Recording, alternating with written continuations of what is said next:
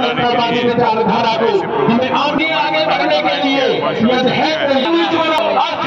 Dubai वो एक बड़ी नौकरी करने गए, एक बड़े उद्यमी बने। आज पूरे भारत में एक बड़े बिजनेसमैन, आईकॉन के नाम से उनका नाम है। पूरे देश में बहुजनों को बिजनेसमैन बनाना चाहते हैं। बौद्ध बनो, व्यापार करो और शासक बनो। गवई साहब हमारे पूरे बहुजन समाज को व्यापारी बनाना चाहते हैं।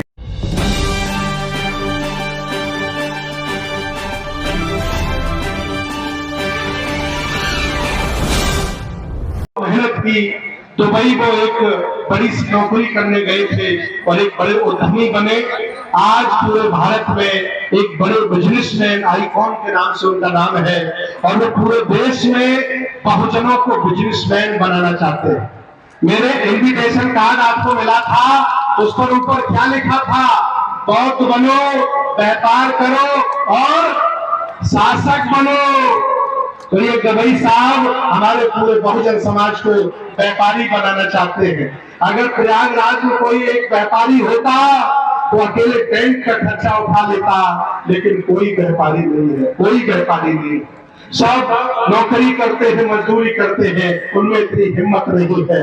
इसलिए बहुजन समाज के लोगों, जब तक जापान की तरह व्यापार खड़ा नहीं करोगे, तब तक तुम्हारा डंका बजने वाला। गवई साहब को हम बुलाते हैं, एक बार सब लोग उनका सम्मान ताली बजा के करिए। आदरणीय गवई साहब आए और अपने विचारों को साझा करें और मंगल मैत्री करें। आदरणीय भगवान गवई साहब आइए।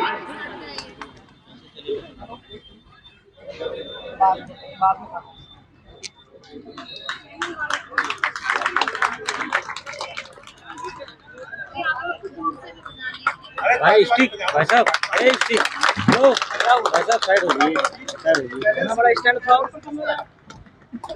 बोलते क्यों? तथागत गौतम बुद्ध, बाबा साहेब अम्बेडकर, ज्योतिबा फुले, शाहू महाराज और मंच पर बाबा साहब के पोते भीमराव जी अम्बेडकर साहब और सभी अतिथिगण, बहनों और भाई, सबको जय हिंद, नमो बुद्धाय। आज हम 8वां विश्व बौद्ध महासम्मेलन में आप इतनी संख्या में आज इधर पधारे हैं। इसके लिए सुनील जी का, भंते सुनील जी का उनको बहुत बहुत बधाई। उन्होंने इतना परिश्रम लेकर इतना अच्छा कार्यक्रम आज रखा है। जो बाबा साहब का सपना था, मैं वो भारत बौद्ध में करूंगा, तो उस राह पर वो जा रहे हैं। और उनका जो सपना है 1 लाख महासम्मेलन करने का, तो उसके लिए हम उनको बधाई देते हैं और उनका ये सपना जल्दी से जल्दी पूरा हो, इसकी मैं उनको शुभकामनाएं देता हूँ। अभी मैं एज ए बिजनेसमैन, मैं बाकी तो पॉलिटिक्स के बारे में तो बताऊंगा नहीं, ये मेरा पेशा नहीं है, मैं बिजनेसमैन हूँ। तो इधर जो हमारा जो समाज आया है, उनके लिए मैं कुछ बिजनेस के बारे में, करियर के बारे में कहना चाहता हूँ। हम लोग गए 1-2 साल से पूरे भारत में एक प्रयोग कर रहे हैं, एक मूवमेंट चला रहे हैं। हर जिले से, हर स्टेट से, अब तक 20-22 स्टेट से लोग हमारे साथ जुड़े हैं। हम लोगों ने एक मूवमेंट की तरफ एक जयपुर में पहला सम्मेलन किया 28 फरवरी को, दिल्ली में 2 किए, फिर पुणे में किए, अभी लखनऊ में सितंबर महीने में हो गया। कल दिल्ली में एक अच्छा प्रोग्राम हो गया, प्रेस कॉन्फ्रेंस। तो उसके बारे में मैं बताना चाहता हूँ। हम जो बुद्धिजीवी लोग हैं, बिजनेसमैन हैं या और जो हमारे साथी हैं, उनको लगता है कि हम जो 77 साल में हमारे समाज की सोशल, इकोनॉमिकल, कल्चरल और पॉलिटिकल डेवलपमेंट नहीं हुई। उसका कारण क्या है? उसका कारण एक ही है, हम लोग इकट्ठे नहीं है, हम लोग यूनाइटेड नहीं है, हम लोग साथ में बंधे नहीं है, हम लोग बिछड़े हुए हैं। तो इसके लिए हम लोग एक प्रयत्न कर रहे हैं कि सब समाज के लोगों को इकट्ठा कैसे जोड़े। खाली पॉलिटिकली जोड़ के फायदा नहीं है, हमें सोशली और इकोनॉमिकली स्ट्रांग रहेंगे तो ही हम पॉलिटिकली स्ट्रांग कर सकते हैं। इसके लिए हमारा एक प्रयत्न चालू है और मैं आपको अपील करता हूं, आपको रिक्वेस्ट करता हूं कि आप भी हम लोग के साथ जुड़िए। बंते जी को हम लोग के मूवमेंट के बारे में मालूम है और हमारे जो साथी है कुछ यूपी में भी है, लखनऊ, मेरठ, सब यूपी, बिहार, छत्तीसगढ़, मध्य प्रदेश, महाराष्ट्र, बंगाल तक हम लोग के साथी है। जो हम लोग ने क्या सोचा है, जो बाबा साहब ने जो एक समता सैनिक दल खड़ा किया था और एक संघ खड़ा किया था, तो उनको एक कार्य दिया था जो समाज में ग्राउंड लेवल तक जाकर आप काम करो। तो उसी धरती पर हम लोग एक प्रयोग कर रहे हैं। हम लोग एक 15 विंग क्रिएट किया है। उस विंग में हम लोग एक education and skill development wing है, इकोनॉमिक डेवलपमेंट और बिजनेस विंग है, कल्चरल विंग है और एक पॉलिटिकल विंग भी है और मीडिया और आईटी विंग है। हमारा खुद का चैनल होना चाहिए क्योंकि हमारे जो नॉन बहुजन मीडिया जो है हमारा कुछ भी छापता नहीं, प्रिंट मीडिया छापता नहीं, न्यूज चैनल पर हमारा खुद दिखता नहीं। इसलिए हम लोग एक सोच रहे हैं कि एक हमारा खुद का मीडिया हो, खुद का, जैसा कि जी टीवी है, एबीपी न्यूज है या एडीटीवी है, वैसा हमारा खुद का चैनल हो। तो ये हम लोग एक सोच लेके जा रहे हैं और ये संभव कब होगा? संभव तभी होगा हम लोग सब साथ मिलकर ये काम पर लगेंगे। देखो भाइयों और बहनों, हम लोग, हमारा जो समाज है एससी, एसटी, ओबीसी और माइनॉरिटी, हम लोग 90% पर कितने हैं? 90%। और हमारे पर राज कर रहे लोग 5 या 10% लोग राज कर रहे हैं, हमको यूज कर रहे हैं। तो वो आप कब तक उनको यूज करने देंगे? तो उसका भी कुछ लिमिट है। हमारा जो शोषित समाज है वो शोषित समाज और भी नीचे जा रहा है क्योंकि ये 5 या 10% लोगों की वजह से हम लोग का शोषण हो रहा है।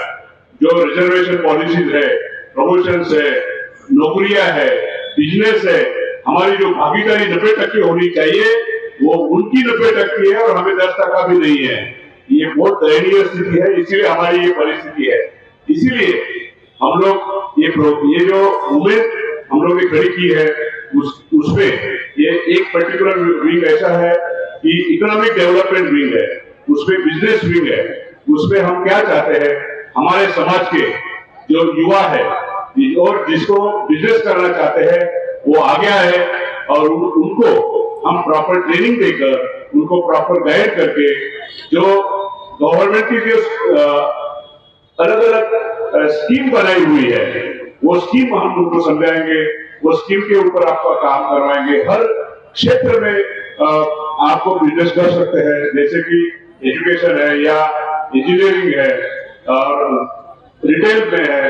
तो बिजनेस करने के लिए बहुत अपॉर्चुनिटीज है पर हमारे लोगों को उसकी जानकारी नहीं है। इसलिए ये जो हमारा जो ग्रुप है वो आपको जानकारी देगा, आपको अवेयरनेस करेगा और जो आपको बैंक वाले खड़े नहीं करते का लोन देने के लिए या इसके लिए हम आपको तैयार करेंगे। ये जो इकोनॉमिक विंग का और बिजनेस विंग का जो कार्य होगा वो आपको तैयार करके, पॉलिश करके और सामने कैसा इंटरव्यू के लिए फेस करना बैंकर्स के लिए, वेंचर कैपिटलिस्ट के लिए, वो हम लोग का काम होगा। और दूसरा, करियर गाइडेंस। हमारे जो बच्चे हैं, हम लोग बोल रहे हैं कि अभी नौकरियां बहुत कम हो गई है, पर ऐसा कुछ नहीं है। प्रॉपर ट्रेनिंग उनको देना जरूरी है। स्किल डेवलपमेंट जो विंग है, एजुकेशन और स्किल डेवलपमेंट, वो विंग के माध्यम से हम आपको ट्रेनिंग दे सकते हैं। दूसरा, बहुत अच्छी अपॉर्चुनिटी है जर्मनी और जापान में जाने की। जो बच्चे जर्मनी और जापान में जाना चाहते हैं उनके लिए भी बहुत अच्छा प्रोग्राम है। फिर उसके लिए ट्रेनिंग कोर्स होता है, जापानीज और जर्मनी का कोर्स सीखना पड़ता है, तो वो भी हम ऑर्गेनाइज कर रहे हैं। तो ये ऐसी अलग अलग कार्य है जो सोशल, इकोनॉमिकल और ये जो डेवलपमेंट जब तक नहीं होता है तब तक हमें पावर मिलेगी नहीं। इसीलिए इकोनॉमिकली हमें स्ट्रांग होना होगा, हमें सोशली स्ट्रांग होना होगा और कल्चरली भी स्ट्रांग होना होगा। जैसे कि इधर बहुत से बंदे जी है, ये बंदे जी को मैं रिक्वेस्ट करता हूँ, आप गांव गांव में जाओ और जो समाज है उनको, हमारा जो समाज है उनको प्रॉपर गाइड करो ये बुद्धिज्म के बारे में, क्योंकि बुद्धा के जो बुद्ध सीखेगा उसका कल्याण होगा। पूरे देश में जो बड़े बड़े नंबर 1 नंबर 2 बिजनेसमैन है अमेरिकन, और वो उन्होंने बौद्ध धर्म स्वीकार किया है और वो बिलियनियर्स है। तो ये बुद्ध धर्म की ताकत है। बंते जी, आप हर गांव में जाकर ये प्रचार करो, बच्चे लोगों का ट्रेनिंग ले लो। बचपन हमें बच्चे लोगों के ऊपर ज्यादा ध्यान देना चाहिए, क्योंकि ये हमारी आगे की पीढ़ी है। ये आगे की पीढ़ी हम सक्षम बनाएंगे तो ही हम लोग आगे बढ़ सकते हैं। उनको ज्यादा करके बच्चों लोगों को और लेडीज को ये ध्यान देना जरूरी है बुद्धिज्म का, क्योंकि वो हमारा फाउंडेशन है। तो मैं रिक्वेस्ट करता हूँ कि आप इसके ऊपर काम करिए, और वो काम करेंगे तो आपको भी समाधान मिलेगा और हमारा समाज भी सशक्त बनेगा। ये आपको मेरी विनती है। फाइनली आई थिंक मैं ज्यादा बोल नहीं सकता, तो हमारे इधर यूपी में जो कॉन्टेक्ट है, साहब सिंह जी है, राम वर्मा जी है, वो पूर्व सांसद हो चुके हैं, तो उनको आप कांटेक्ट करिए। उनका नंबर वगैरह सब गुरुदेव जी के पास है। हम जिसको बिजनेस में आना है, जिसको करियर करना है, हमें कांटेक्ट करिए। हम लोग इकट्ठा स्टेट लेवल पर हम लोग कोऑर्डिनेटर वगैरह अपॉइंट कर रहे हैं। Coordinator state level, district level, taluka level और विलेज लेवल। तो बट आपको आगे आने होगा। जब तक आप आगे नहीं आते, हमें ये चाहिए, हमें ये करना है, तब तक ये नहीं होगा, क्योंकि आप तक पहुंचने के लिए डिफिकल्ट है। तो आप इनको कांटेक्ट करिए, हम लोग आपका हैंड होल्डिंग सपोर्ट करके आपको प्रॉपर गाइड करेंगे इन एजुकेशन, बिजनेस, एवरीथिंग। वो ऐसी मानवतावादी विचारधारा को हमें आत्मसात करने की जरूरत है। इसलिए आज इस पवित्र स्तर से ये संकल्प लेके जाना होगा कि जो तथागत बुद्ध ने कहा, जो तथागत बुद्ध ने जो विचार दिया, जो नियम बने, चाहे संधि और आस्था का निर्माण हो, महामानव बाबा साहब अम्बेडकर ने उनको कानून बनाने का काम किया है। ये लगना इसीलिए आज जो नियम है, जो कानून है, उसे हमें अपनाना होगा और संकल्प लेना होगा कि जन्म संस्कार में राज संस्कार में बाबा साहब के अनुसार देख करके आपको क्या लगता है कि उसमें कितना बाबा साहब का सच्चा क्योंकि तथागत बुद्ध का अनुयायी है, तो वो संकल्प लेके जाए कि आज के बाद हम गौ आदम और प्राकृतिक में विश्वास का परित्याग करके विज्ञान में, विकास में, कल्याण में रास्ता कार्यक्रम है।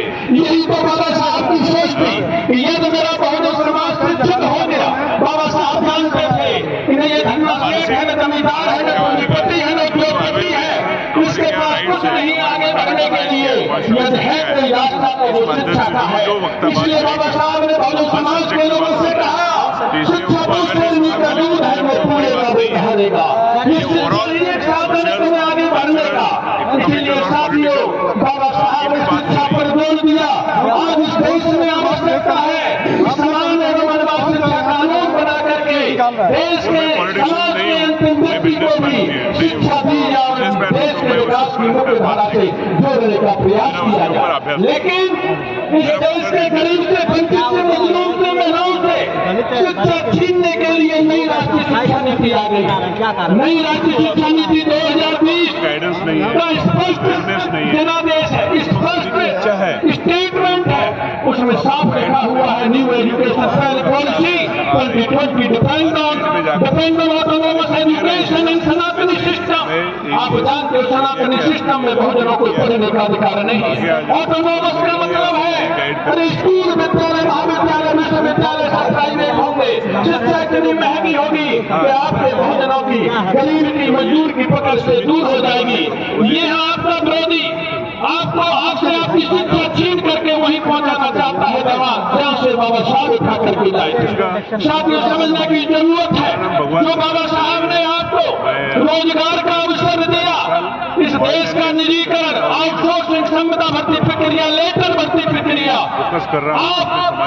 आपसे आपका हकदारी और हिस्सेदारी, आपका प्रतिनिधित्व, आपका आरक्षण खत्म करके आपको वहीं पहुंचाना चाहता है जहाँ से बाबा साहब उठा करके लाए थे। इसीलिए